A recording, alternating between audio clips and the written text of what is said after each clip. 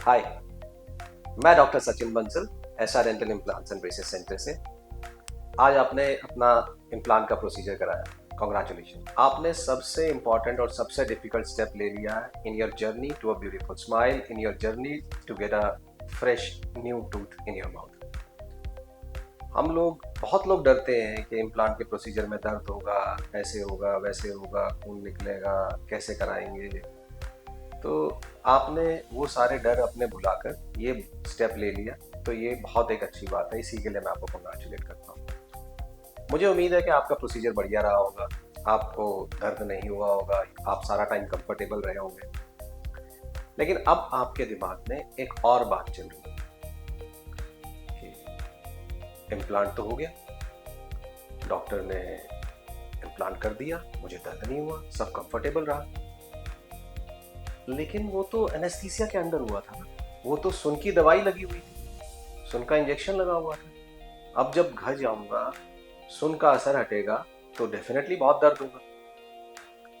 तो वही सब चीजें मैं आपको बताने के लिए आया हूँ कि आपका अब ये healing phase painless, pain free, uneventful कैसे रहे, आपको किन किन चीजों का ख्याल रखना है। सबसे पहली बात, आपको एक या तो अगर कॉटन दी गई है बाइट करने के लिए मुंह में जख्म के ऊपर, तो आपको वो कॉटन लगभग 45 मिनट्स तक बाइट करनी है। ये कॉटन हम बाइट करने के लिए क्यों बोलते हैं? जैसे किसी भी जगह अगर कोई चोट लगती है, इम्प्लांट डालना भी या कोई भी डेंटल का सर्जिकल प्रोसीजर एक माइल्ड ट्रॉमा की तरह इन अ कंट्रोल्ड सेकेंड्स, तो उसमें आपका जख्म ना खुले, आपका ब्लीडिंग ना हो, इसके लिए आपको एक प्रेशर पैक दिया जाए।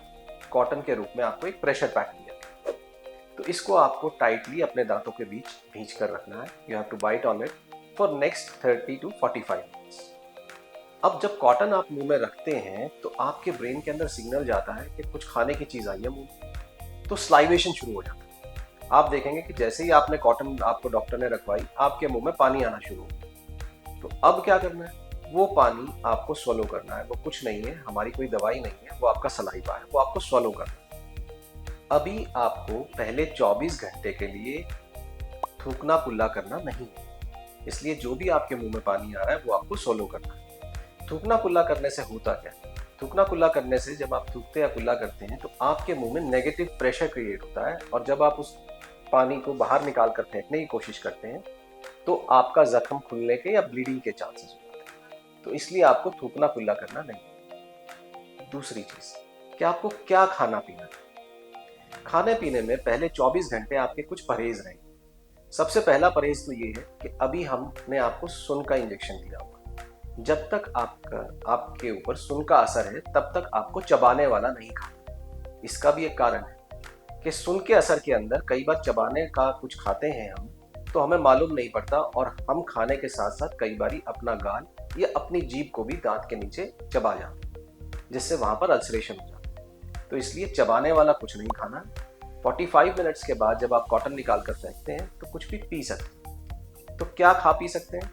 आपको पहले 24 घंटे सिर्फ ठंडा और नरम खाना है, स्पाइसी फूड अवॉइड करना है, कार्बोनेटेड ड्रिंक्स नहीं ले सकते, जूसेस ले सकते हैं लेकिन कप, ग्लास या कटोरी से ही लेना है, स्ट्रॉ यूज नहीं करना। स्ट्रॉ यूज करने से अगेन वही होता है, नेगेटिव प्रेशर क्रिएट होगा, आपका जख्म खुलने के चांसेस होंगे, ब्लीडिंग के चांसेस होंगे। खाने पीने में आप खिचड़ी, दलिया, ठंडे दूध में ब्रेड, कर्ड राइस, ये सब ले सकते हैं।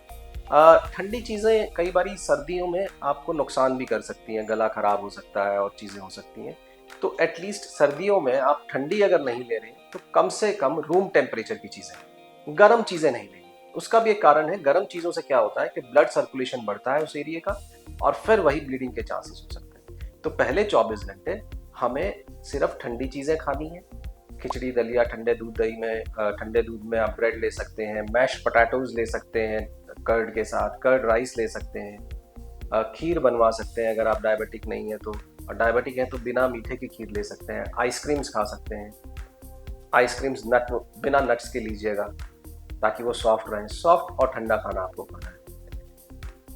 और एक और चीज़ है, स्मोकिंग आपको बिल्कुल नहीं करना है। कम से कम अगले 3 से 5 दिन बिल्कुल स्मोकिंग नहीं करना है, नहीं तो आपके डेंटल इम्प्लांट में भी और आपके जख्म में भी बहुत परेशानियां आ सकती हैं। इनफैक्ट स्मोकिंग इज़ बैड, अगर आप अवॉइड कर सकें, इसको क्विट कर सकें तो बहुत ही अच्छी बात है। दूसरा एक और चीज़ आप जो कर सकते हैं कि अभी घर जाने के बाद इस पर आइस पैक इस्तेमाल कर सकते हैं। आइस पैक कैसे यूज़ करना है, कुछ आइस पैक के जेल्स आते हैं जो आप रेफ्रिजरेटर में रख सकते हैं और उनको बाहर से, जहाँ पर भी, जिस तरफ भी आपकी सर्जरी हुई है उस तरफ आप बाहर से लगा सकते हैं। अंदर से कुछ नहीं लगाना है, बाहर से आप लगा सकते हैं। अगर आपके पास आइस पैक नहीं है तो आप फ्रिज से आइस लीजिए, उस आइस को क्रश कीजिए, थोड़े छोटे टुकड़ों में कीजिए और उसको एक पॉली में लपेटकर आप बाहर से उसकी बर्फ़ की सिकाई कर सकते हैं। बाहर से जो ठंडे की सिकाई करनी है वो आपको हर घंटे करनी है। हर घंटे कम से कम 10 से 15 मिनट, मैक्सिमम 20 मिनट आप कर सकते हैं ऑन एंड ऑफ। इससे क्या होगा कि वही जो मैं चीज़ें बता रहा हूँ, आपके मुंह पर स्वेलिंग नहीं आएगी, ब्लीडिंग के कोई चांसेस नहीं रहेंगे और कोई दर्द नहीं होगा। तो ये आप कर सकते हैं। ब्रशिंग पहले 24 घंटे में आप नहीं करेंगे, आज अवॉइड कीजिएगा ब्रशिंग करना। कल से आप ब्रशिंग कर सकते हैं। जो आपका सर्जिकल एरिया है वहां पर आप ब्रशिंग अवॉइड कीजिएगा अगले 2-3 दिन के लिए। और ब्रशिंग करने के बाद भी आपको थूकना कुल्ला करना नहीं है, मुंह से जैसे जीभ निकाल कर ऐसे हम टपका देते हैं वैसे टपकाना है, जोर से नहीं थूकना कुल्ला करना है। अब आपकी दवाइयों पर आते हैं। जो दवाइयाँ आप ऑलरेडी ले रहे हैं किसी भी मेडिकल कंडीशंस के लिए, वो आपकी चालू रहेंगी। सभी दवाइयाँ चालू रहेंगी जब तक कि हमने आपको कोई स्पेसिफिक दवाई बंद करने के लिए ना बोली, जो हम अक्सर खून पतले की दवाई बंद करने के लिए बोलते हैं। बाकी सब दवाइयाँ आपकी चालू रहेंगी और कुछ दवाइयाँ हमने आपको यहाँ से देकर भेजी हैं, बताकर भेजी हैं, वो आपको रेगुलरली लेनी। इन सब के बावजूद भी अगर आपको लगता है कि आपको डिस्कम्फर्ट है, कुछ पेन है या आपकी फिर भी कोई ऐसी क्वेरी है जो आप जानना चाहते हैं, तो आप हमारे रिसेप्शन के नंबर पे कॉल कर सकते हैं या व्हाट्सएप मैसेज कर सकते हैं, आपके पास कॉल बैक आ जाए। तो wish you a very happy recovery and very happy and painless recovery, and I'm sure that you will be happy with your this procedure. Thank you.